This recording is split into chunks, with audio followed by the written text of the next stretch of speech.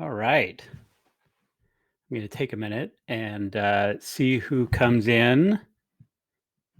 This is a new tool for me, so still getting the hang of all the things.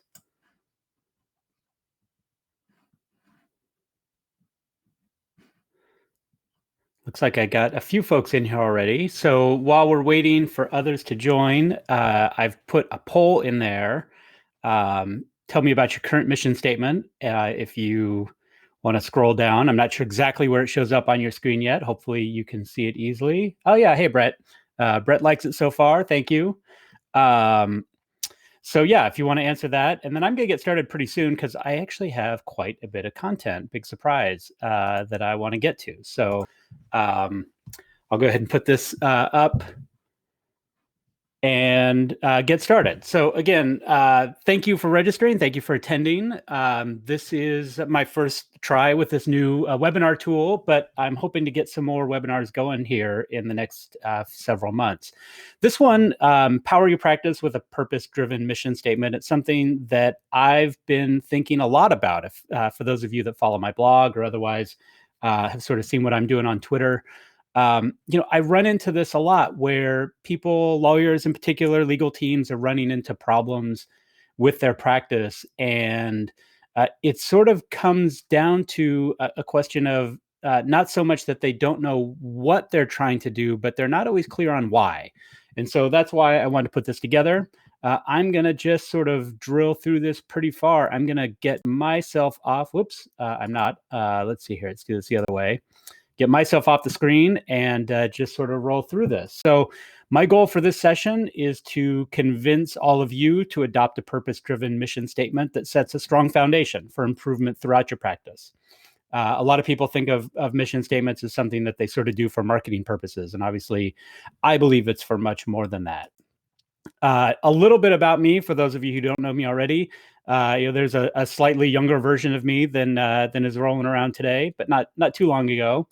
I've had this strange career that has taken me down a lot of different paths, but what I've settled on over the last several years is this Agile attorney mission, which is to help legal professionals harness the tools of modern entrepreneurship to build practices that are profitable, scalable, and sustainable, both for themselves and their community. So that community element is really important to me.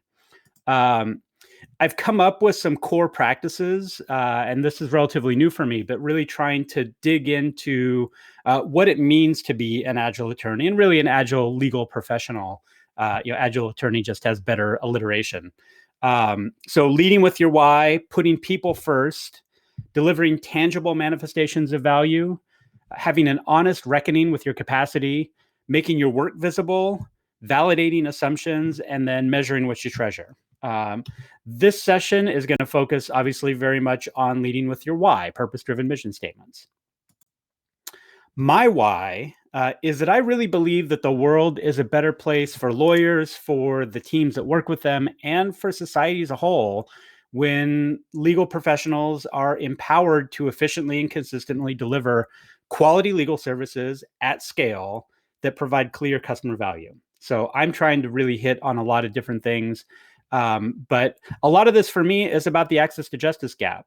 For again, those of you that don't know, I'm on the board of governors in the Oregon Bar. I co-chaired the Futures Task Force, and I've been doing all of that really in the name of expanding access to justice in Oregon specifically, but really throughout the country. And I have this potentially Pollyanna-ish theory that if I can help more lawyers get more efficient in their practice, that means they can help more people, and more lawyers helping more people creates an improvement in the access to justice gap. So that's important to me. How I work, I've really settled on three main things that I do. I do a lot of executive coaching or one-on-one coaching. Some of my clients I work with every other week. Some of them I work with once a month.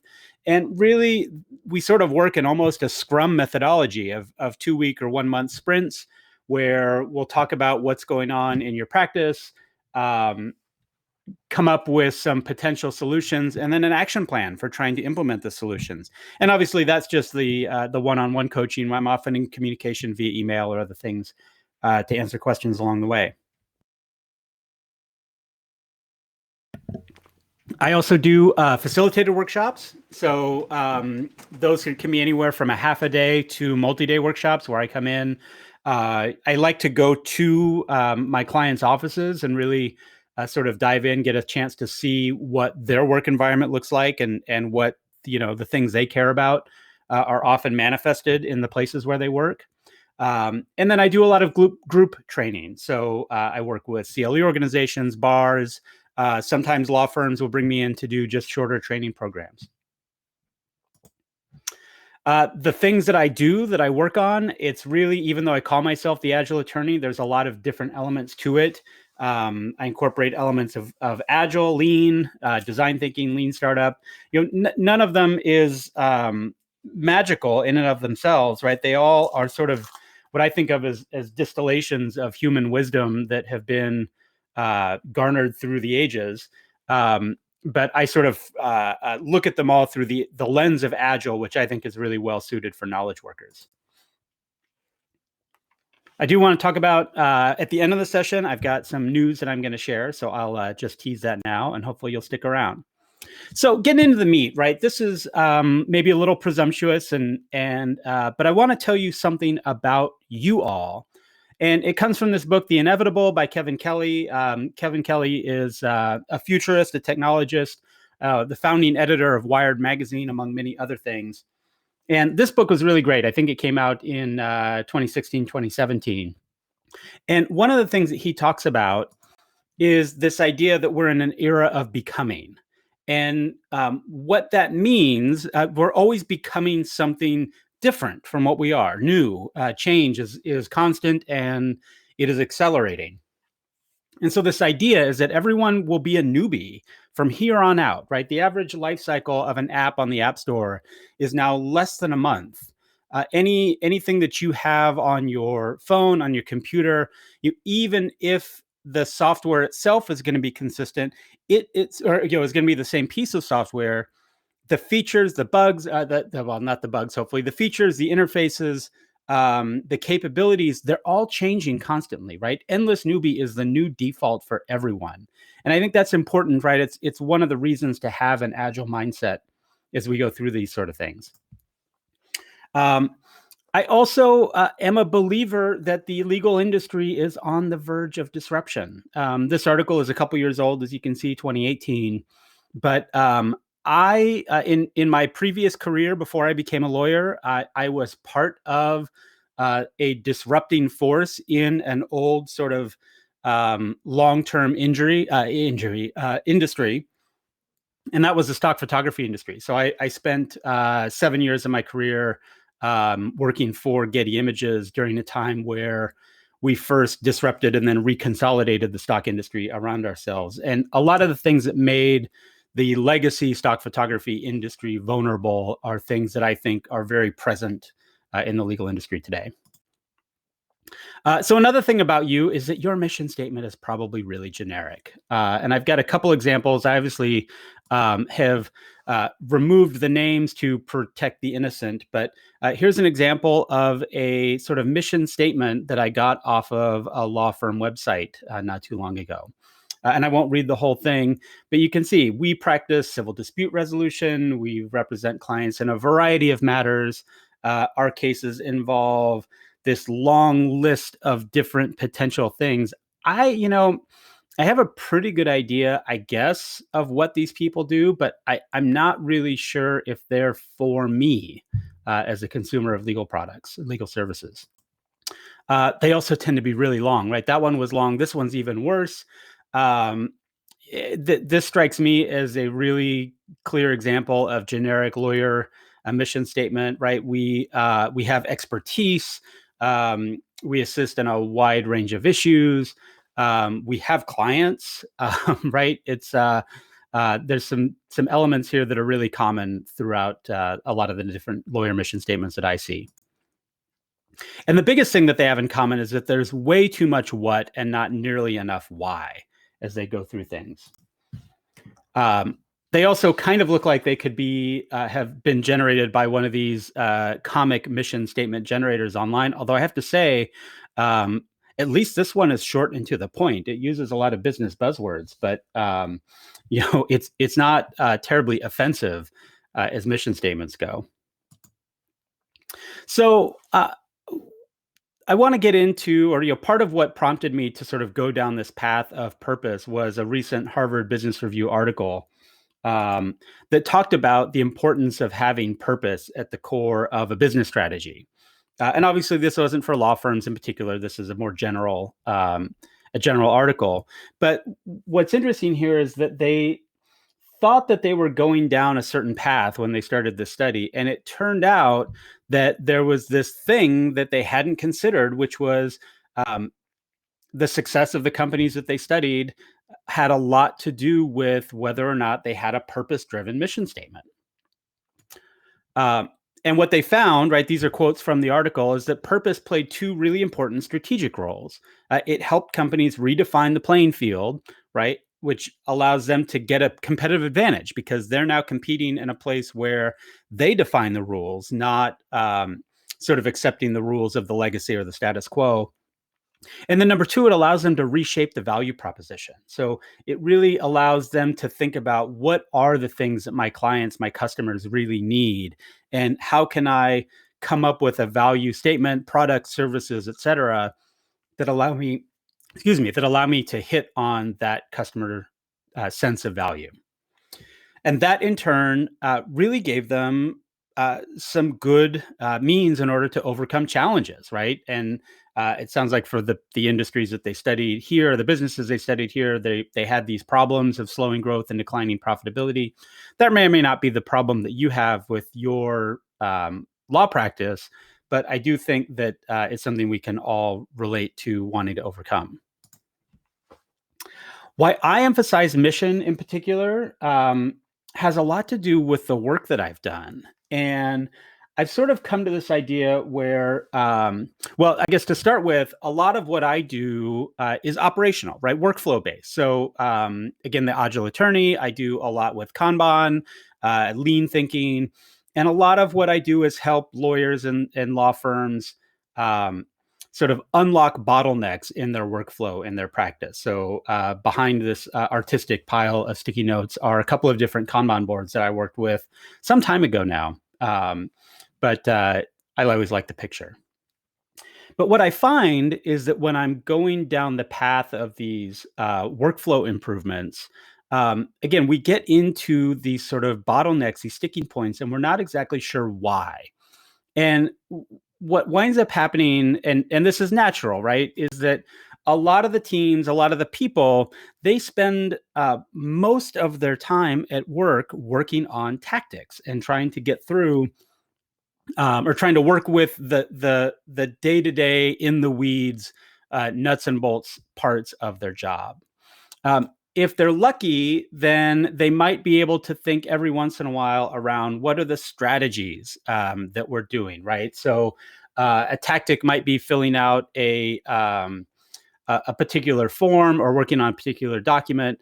A strategy might be we're going to employ automated document assembly or other sort of form-based development tool. If they're really lucky, then they get a chance to put those strategies in the context of goals, which is what are we trying to accomplish as a business, as a team, as a firm, et cetera. And then, of course, what they rarely get to and what I'm hoping to get to today is this idea of mission. And the reason why is these are supposed to be chains, right? So in order for these things to really link well together, right, the goals have to hang from the mission. And then the strategies have to hang from the goals, and then the tactics have to hang off the strategies. But then I also will draw it up this other side with pillars, which is to say the tactics need to support the strategies, which need to support the goals, which better be supporting the overall mission of the organization. And without really understanding what you're trying to do with your practice at all four of these domains, all four of these levels, then it can be hard to draw those connections or to find those connections, whether it be the hanging from one to the other or the supporting back up the other side. almost inevitably, what I find is that when a team or even an individual isn't making the progress that they want, it's because they either aren't working or aren't communicating at the right level of this hierarchy. And it's usually because they're down in the tactics, right? They're stuck in the weeds. And I've been doing this long enough, and with some other folks as well, where we eventually just turned it into a verb, right? You have to stop tacticking. You have to bring it up a level and start talking about other things. Uh, and again, it's hard because you assume, right? It's the tactics are where your pet peeves lie. They're where your activities lie. They're where you really spend most of your time. And even the researchers in this Harvard Business Review article, they assumed that it was the strategic level that was important, right? So a couple down, they may not have the exact same idea of the hierarchy as I do, but right, they were looking at these strategies, but really the most impactful thing was higher up. It was the mission. It was the purpose. Another thing that comes into this, and some of you may have seen this already, but the Simon Sinek book, Start With Why, I think it's about a decade old at this point. And he talks about the importance of purpose in terms of, again, both leading an organization and also attracting customers to that organization.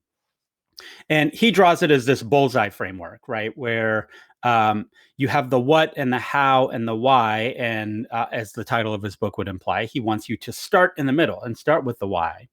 And if you think back to those two lawyer mission statements that I showed a few minutes ago, what we know is lawyers are really good at the what and the how, and they can explain that really well, but they don't always get to the why. It's not always apparent in the work that they do and in the stuff that they put out.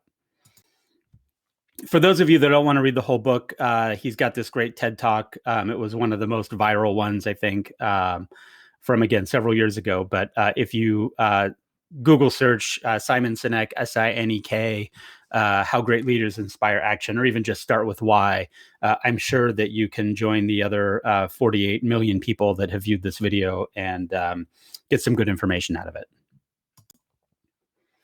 So one other philosophy, just sort of from a background standpoint, is this idea that your customers should be at the core of your purpose, of your why. And it's easy, again, and the reason that we all run businesses, the reason that we're, out in the world plying our trade, is certainly to make some money, and certainly to be able to participate out in the marketplace and the economy, and doing all the things that we do. And I don't want to discount the importance of money, but if making a lot of money is your why, then frankly, I'm probably not the right voice for you to be listening to. And my guess is you wouldn't be on this webinar to begin with.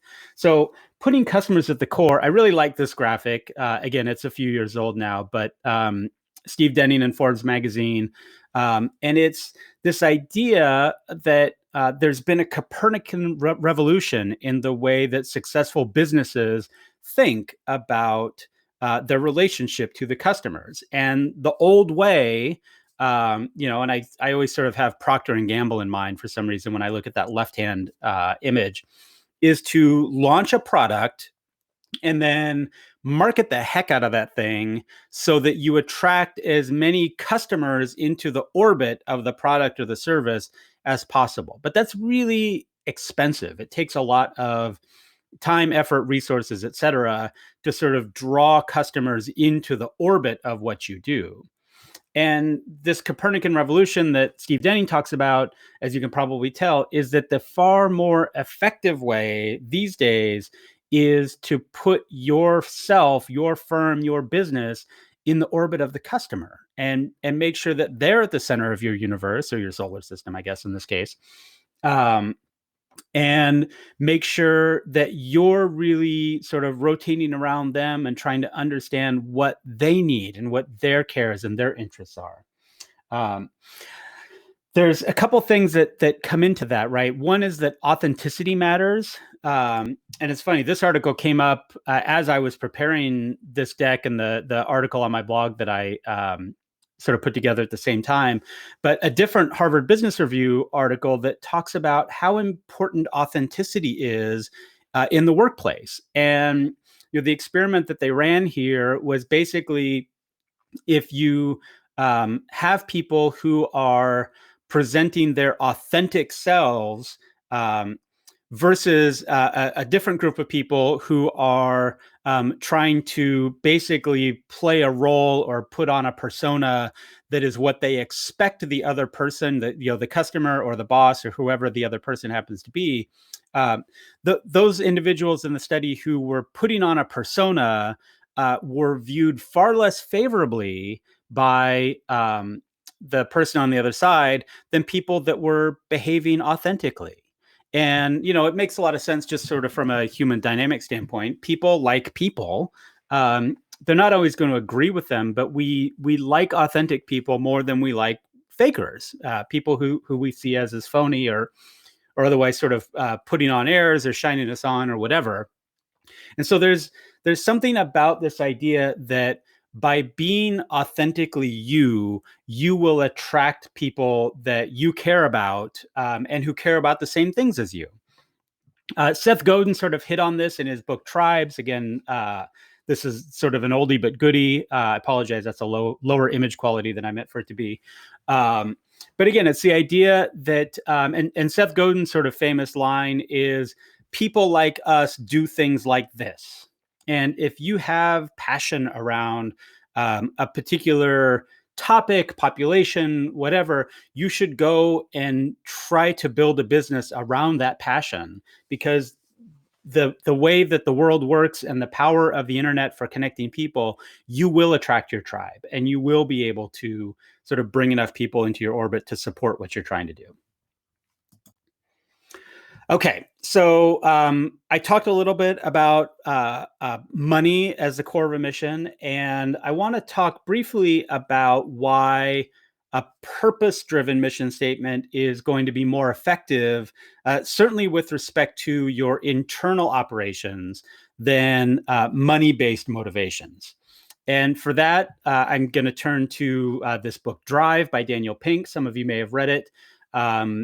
It's one that I really come back to over and over again, even though he's got some newer books. This one in particular, The Surprising Truth About What Motivates Us.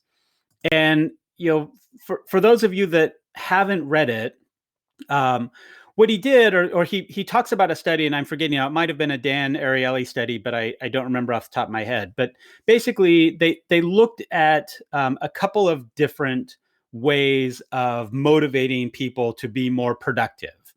And there were two things that they did, right? One was to investigate what happens when you introduce sticks, right? When you, and this is a carrot versus stick approach. So when you crack the whip, when you threaten their job, when you otherwise are sort of using negative energy to try to motivate people to be more productive. What the researchers found is that a baseline productivity can be sort of hopping along more or less around that dash line. When you introduce the stick, then productivity does spike. But what happens over time is that it reestablishes itself at a new baseline that is actually lower than the original was. So you demotivate people by threatening them, by again, working in those sort of negative motivation techniques. They can be effective in the short term. And what I don't have a graphic for is that if you keep cracking the whip or keep using the stick, you can sort of artificially keep productivity higher for as long as you keep making those threats. But obviously that has some long-term downsides in terms of employee engagement, motivation, et cetera. And it's expensive. So the flip side, right, is what happens when you introduce a carrot. And not surprisingly, what they found is that, again, productivity is popping along at this baseline. And you introduce a bonus or a spiff or some other sort of financial motivator to try to get people to boost their productivity. And of course, it too will cause productivity for the team to go up. But this time, when it resets to a new baseline, the exact same thing happens. So, and this was one of the surprising elements of it, is that the carrot works almost exactly the same as the stick did, in terms of once you take that positive motivator away, if you don't keep introducing new carrots, then the baseline productivity will then again fall below where it was before, right? And this is sort of what have you done for me lately syndrome. And you can see where this too could actually be demotivating over the long term for people. So the upshot of the book, and right in the rest of the book, is this idea that sticks don't motivate us long term, and neither do carrots, right? And the reason why is that they ultimately are both what Dan Pink calls extrinsic motivators, right? They're things that come at us from the outside. And again, we're rational economic actors. We're rational human beings. We do respond in the short term both to threats and to these sort of extrinsic rewards, but they don't work over the long haul. And what does is intrinsic motivators, connecting with people's sort of more internal, intrinsic values, sense of purpose, et cetera. And the three things that he really focuses on the most is that people feel most motivated and most engaged when they have a sense of autonomy, mastery, and purpose. And of course, there's that word again, purpose. So I want to make sure to bring up the Dan Pink, because I think, at least from an internal aspect, that purpose piece is really important. One last thing, and this is a slide that I show in a lot of my presentations, but it's easy as well, as humans in the world, as you say, as lawyers or as legal team leaders, et cetera. But this is true everywhere. We're attracted to technology. We like the idea that new tech is going to solve our problems, and we're highly, I was going to say susceptible, and maybe that is the right word, to sort of promises of a better world through better technology. But the bottom line is, and I've seen this over the 6.5 years now that I've been sort of working with legal operations and process improvement, is that real progress comes from improving people, processes, and tools in roughly that order, right? You have to get the people right. You have to make sure they're doing the right things, and then you layer on the tools to enable it. Again, purpose is the best way to sort of motivate and encourage people to do what you think they ought to be doing, or at least what you all think they ought to be, you ought to be doing together. One last bit in terms of just sort of noodling on the why, and this is at the core of Agile and Lean and a lot of the methodologies that I really like, is that they're very focused on customer value. Right. And the idea, again, even with the Steve Denning slide, the Copernican revolution, is putting yourself in orbit of the customer so that you understand what value is. This is some of the earliest noodling that I did as I was sort of working in this space and started blogging about it. And basically boiling it down to this idea that when someone feels like they're getting a good value out of something, it's usually because the benefit they receive is greater than the investment that they're making in the overall effort, whatever it happens to be. And, we usually think of that as money, but of course it's way more than money. Your investment can be your time, it can be your energy, your effort, the opportunity to be doing other things with all of that time, energy, and effort and resources, right? And resources includes money, but it's not just money. And of course, the benefit that you get might also be more time, right? People trade money for time all the time, right? It's why we might drive to work instead of taking the bus, or why we might fly across the country instead of driving, right? The time is important. And so there's this balance of both the benefit side and the investment side have all these different sort of combinations and permutations that come into play. And then there's this other piece to it, which is value is highly emotional, right? And there's these funny things where it's temporal, right? Our sense of value can diminish over time. With a especially good product, if it's really well made or well designed, your sense of value might improve over time. But we do have this emotional connection, right? It's why Apple tries to make their things look very clean and modern, is that people have this sort of visceral, intangible sort of love for the thing that comes in, that's very emotional. One of the things that I did learn, though, again, back in those early days, is, and as you can see from this book, I got pretty nerdy about it for a while.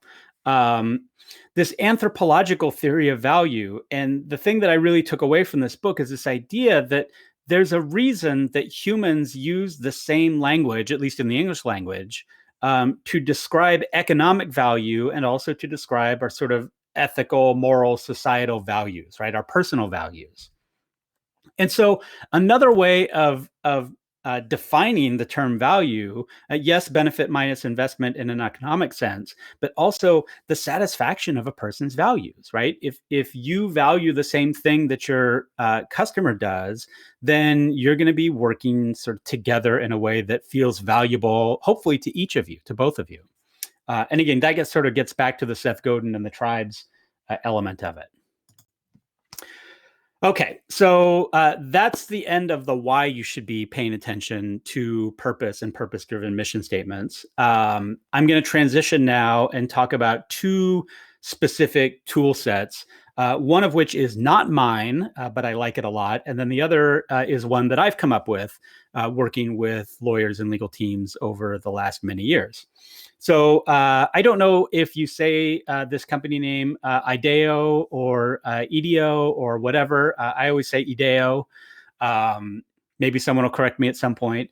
But for those of you who don't know, IDEO is a design firm agency down in sort of Silicon Valley, I think Palo Alto, California. They're very closely affiliated with the design school at Stanford University. And they're really smart folks. They do some cool stuff. They've got all kinds of great tools and resources.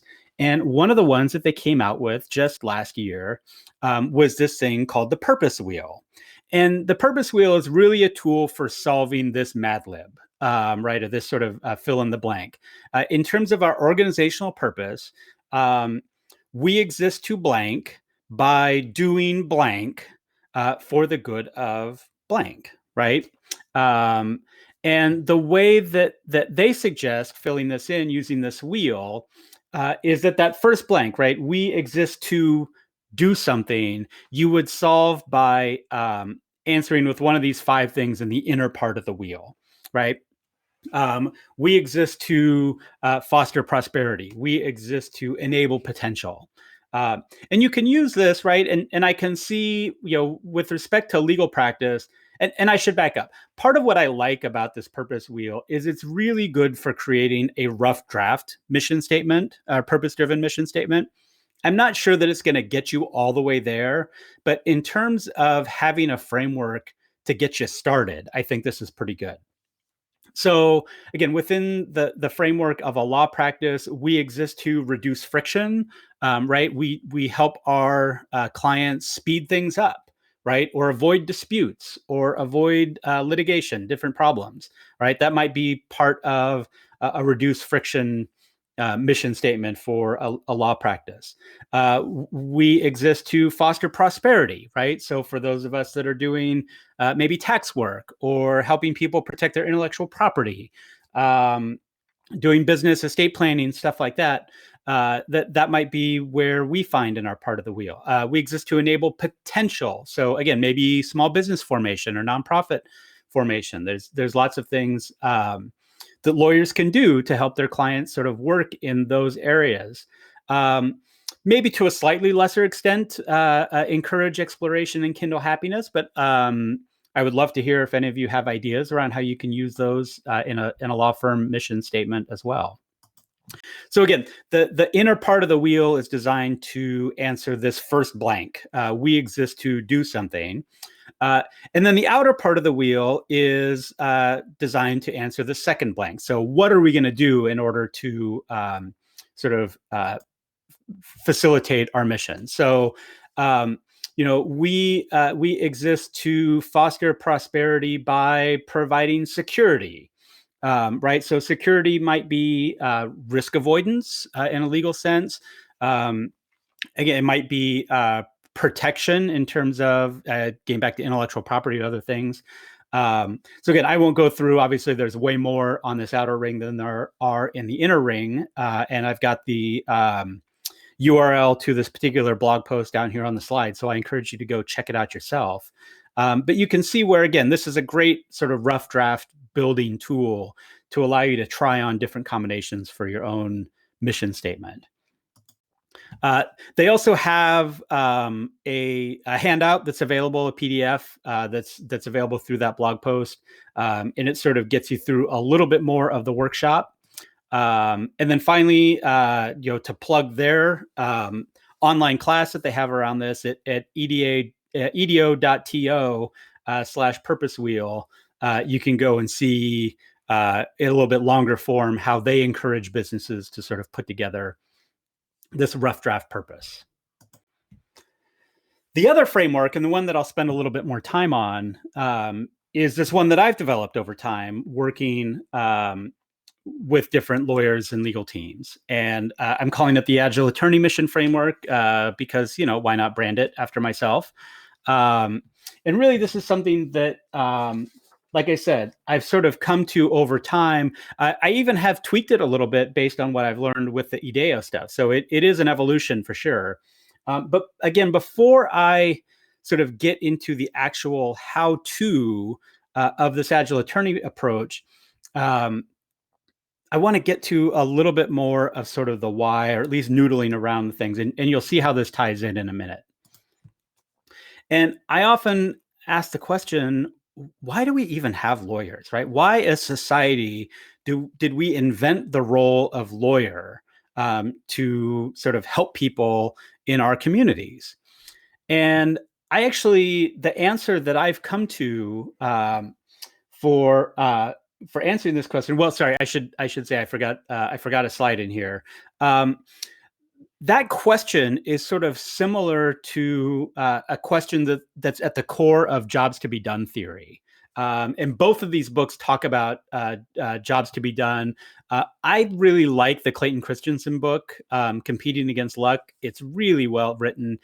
For those of you who don't know, Clayton Christensen, who sadly passed away just a few weeks ago, he was the author of The Innovator's Dilemma, which was really sort of one of the Bibles of Silicon Valley and industry more broadly, as far as how to get sort of old, tired industries to, how those industries get disrupted, not how they disrupt themselves. Sort of the upshot of, the 15 or so years since he wrote that book is that established corporations have done a lot more investment to keep themselves from getting disrupted.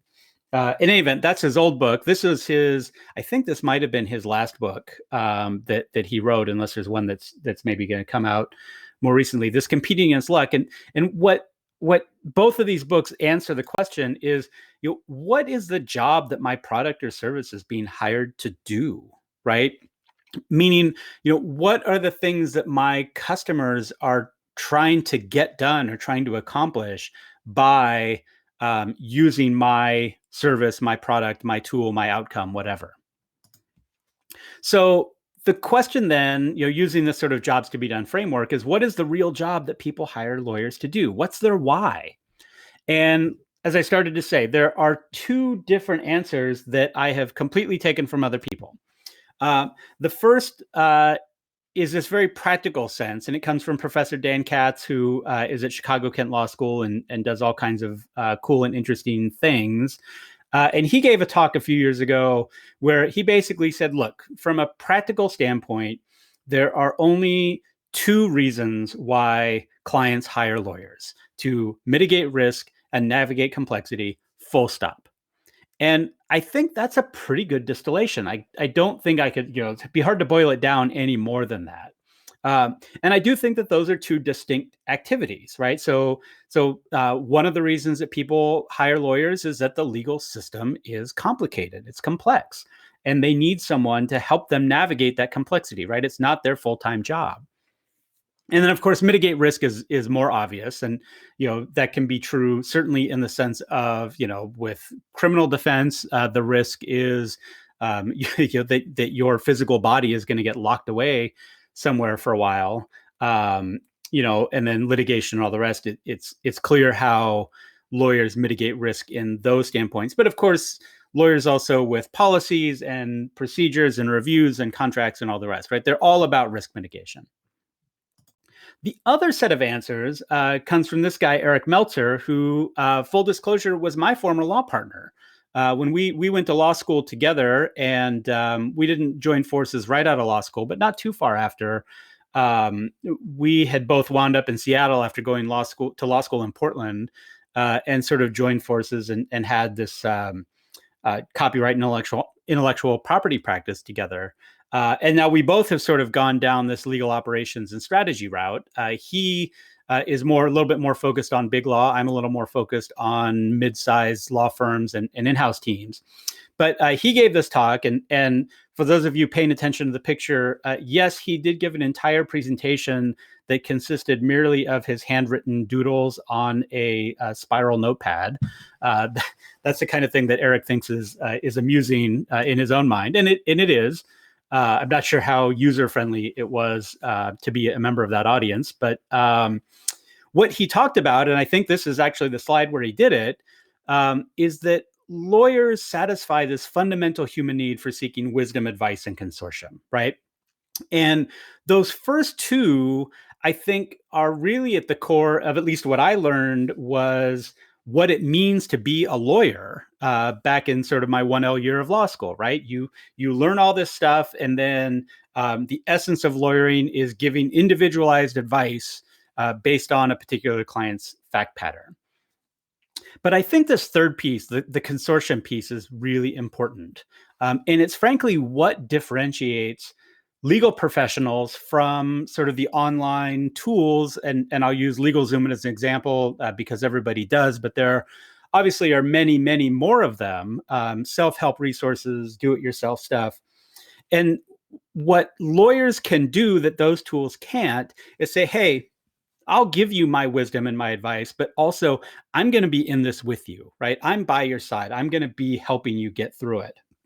And I think, for those of you, and right now, as I deliver this, it's tax season, and you're probably as inundated with TurboTax ads as I am. And one of the things that you'll notice is that TurboTax over the last couple of years has really emphasized, even though it's a do-it-yourself tool, right? It's very much self-help. Their marketing is very much around you can get the advice, or you can be connected to a human being very quickly, right? Click here to be connected with a tax professional, right? Call now to be connected with a human. So even though they're primarily providing form services, they understand that this consortium piece is really important to people. So taking those two things together, right? We have this practical set where lawyers help people mitigate risk and navigate complexity. And then we have this emotional set where lawyers help people satisfy their fundamental needs around wisdom, advice, and consortium when they run into trouble. So I want you to put this particular framework on hold for a minute. I'm going to hit one other piece, which is basically as a lawyer, as a legal professional, as a team leader, you kind of have to do some thinking about how much you care about the who that you're serving and how much you care about the what that you do. And this is something, again, that I've been sort of working through and trying to distill down over a couple of years now. And I think I'm close, which is this idea that there really are sort of two high-level types of legal practice that are totally successful and can be totally successful. One of them is population focused, right? So an example, and you can read, but at the outer ring, you might say my population is the entire United States. You can go narrower than that and say I'm serving the people of Oregon. I can go narrower than that and say I am serving Portlanders. And then I can go all the way to this relatively narrow population that says I really care about serving LGBTQ plus Portlanders, right? I'm going to focus my practice on this very narrow population. And that's a perfectly fine way to build a law practice, right? And you can think about it in different ways. A little bit different way might say, right, and this is sort of germane to my own practice back when I had one, right? I might say I'm going to focus on the population of artists, or slightly more narrowly, I'm going to work with visual artists and then photographers. And then I didn't actually work with fashion photographers, but I thought I'd try to come up with something a little bit more specific. So these are two examples of this full population focused practice. The other type is an expertise focused practice, right? And again, there are sort of different levels of granularity that you can talk about. So you might practice immigration law, you might practice business immigration. More specifically, you might handle primarily H-1B visas, or you can go really narrow and just say, hey, I'm a lawyer that only does visas for high-tech workers. And those are all very sort of expertise-based applications, right? And you can think of different ways to do that in tax and intellectual property, even estate planning and different sort of people-focused areas of law. And then, of course, these two things overlap, right? And as you can see, my disclaimer, this is not exactly to scale, but really most people's practice covers some intersection of these two things. And so a few potential examples, right? And this was me back when I was practicing. I practiced primarily copyright law, and I did it mostly for photographers. I had a background, as I said before, working for Getty Images. It was an industry I knew well. And a population that I cared about, right? I at least in a past life, before I had kids, I was an amateur photographer. I don't do it nearly as often as I would like to anymore. But as you can see, I helped. The universe of photographers worldwide is actually a pretty big population, and they have all sorts of needs, legal needs, right? It's not just copyright that they care about, but I solved a very narrow, very targeted part of the need set for that population that I was focused on. Another way to do this, and my friend Asta Martin, this is basically based on her firm down in Long Beach. She focuses very narrowly on estate planning, but also on a relatively narrow population, right? South Asian families in Los Angeles. And you can see the universe is smaller. She's still not doing all of the things that you might need from a legal help or legal standpoint for South Asian families in LA. But it's a big enough population and a strong enough need that she's built a very nice little practice focusing primarily on those things. Now, she doesn't work exclusively for South Asian families, but that's where her niche is. That's where her passion is. A third example, and I don't have anyone in particular in mind, but again, I'm a proud Oregonian and on the board of governors here. So, especially with rural practices, it's not uncommon for people to be legal generalists, right? They have to be able to handle a contract here, an estate plan there, maybe a landowner dispute somewhere else, right? Because they might be one of only a few lawyers in their entire region. So they handle a pretty big universe of potential legal needs with respect to the population that they serve. So I think you get where I'm going with this overall framework. So thinking then and getting to the Agile attorney, sort of the my version of the Mad Lib of the fill in the blank, right? You've got to have this one framework, the who we help and how we help, right? So number one, the one I just talked about, we help people within the population we care about and we serve, and we do it by providing our particular mix of legal expertise and interest. How we help gets back to this mitigating risk and navigating complexity, and the emotional wisdom, advice, and consortium piece. So the Mad Lib winds up looking like this, and I use brackets here instead of blanks so that I could have sort of the defaults because it gets a little bit broad. But again, I think if you were to draft a mission statement that's purpose-based, that says we exist to help a specific population to either mitigate a particular risk or navigate a particular complexity or both, involving the particular legal expertise that you have or the types of problems that manifest a need for your expertise. And then we do it by providing wisdom, advice, and consortium, right? Being able to say to your user and also to your team that this is what we do, right? This is how we work with people. And so I'll give you a couple of examples. Again, one is made up and then one is actually real life.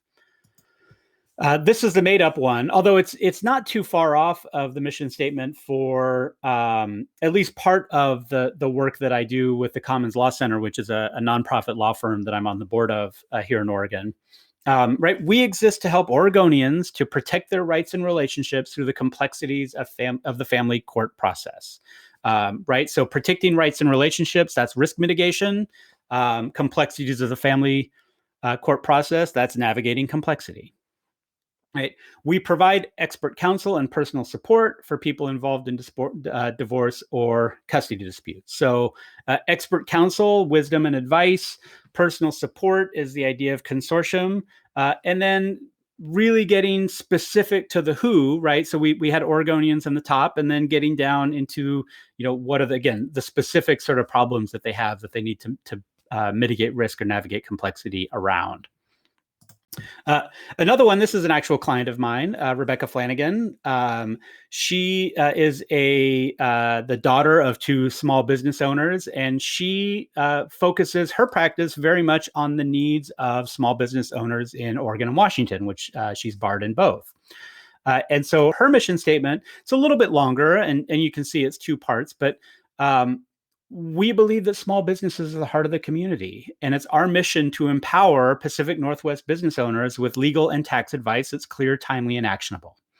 Right, so we're getting into sort of what we do in terms of who we care about, certainly the type of expertise that we provide.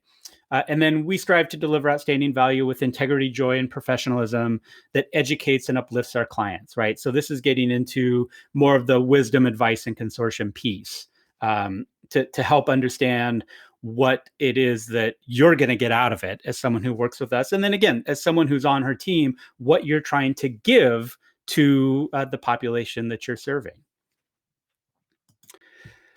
All right, so I mostly am doing this on time, so this is good because I didn't get a chance to practice quite as much as I'd hoped to.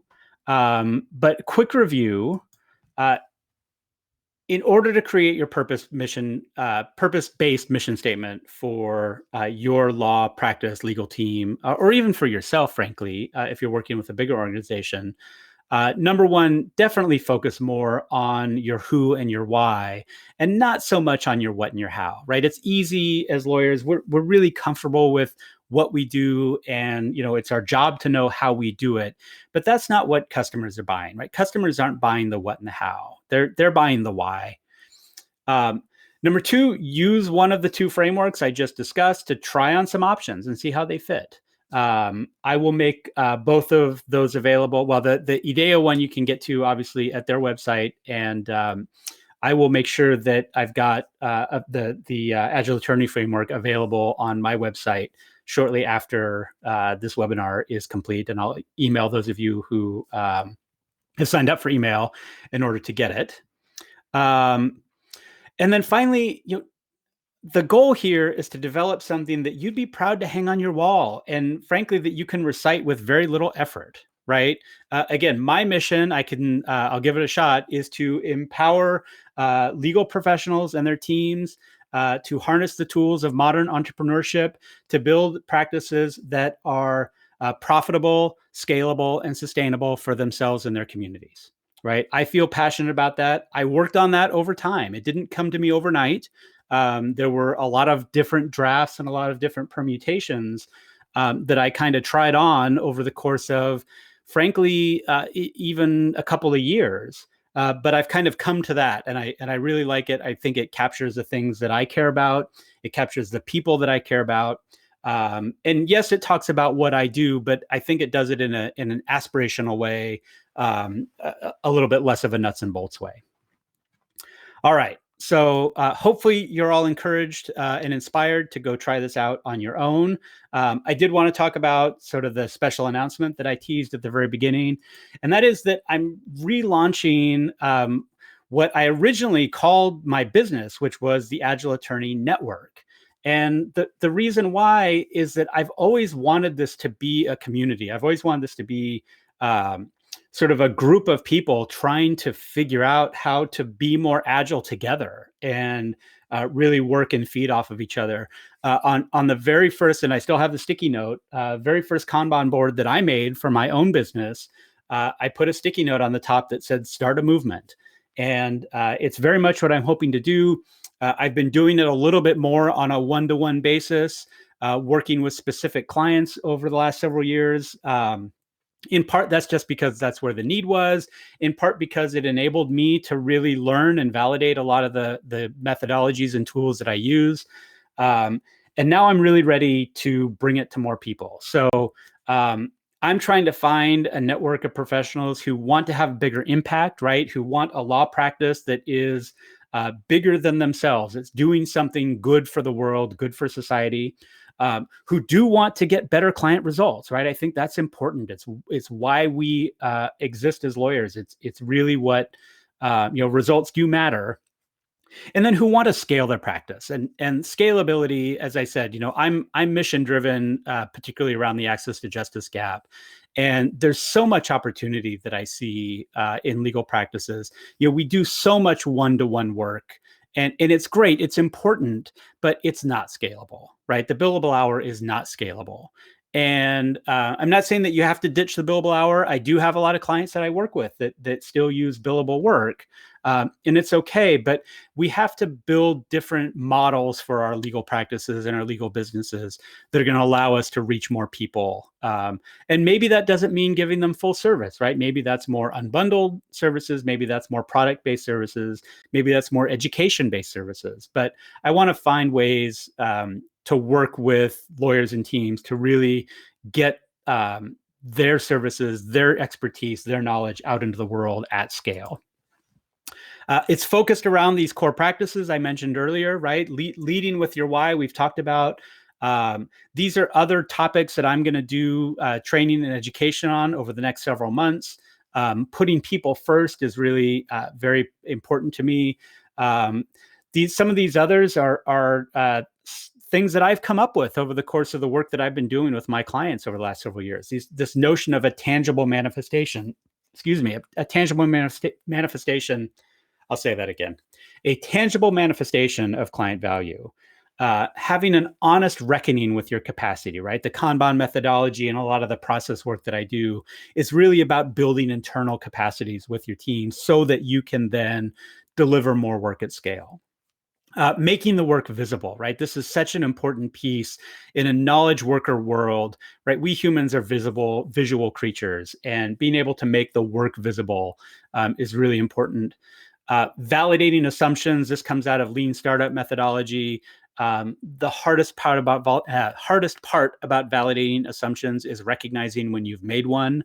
But it really is important to sort of have this learning mindset and being very open to understanding what the real world results of a particular effort are rather than what you hope they will be.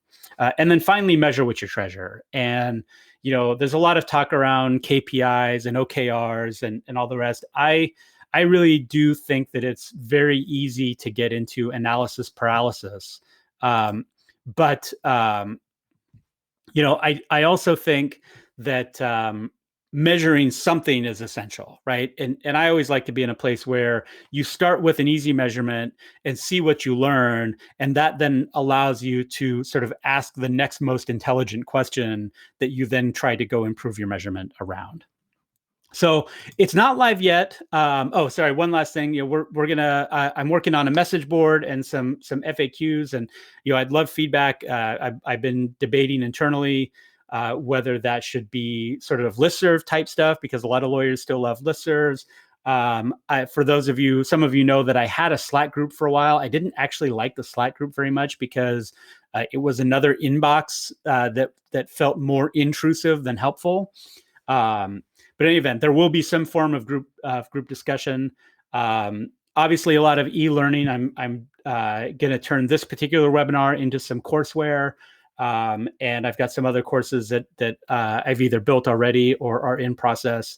And then, I'm hoping to do more one-on-one coaching in sort of different ways, and maybe some group coaching as well, for those who might be interested in masterminds around particular topics.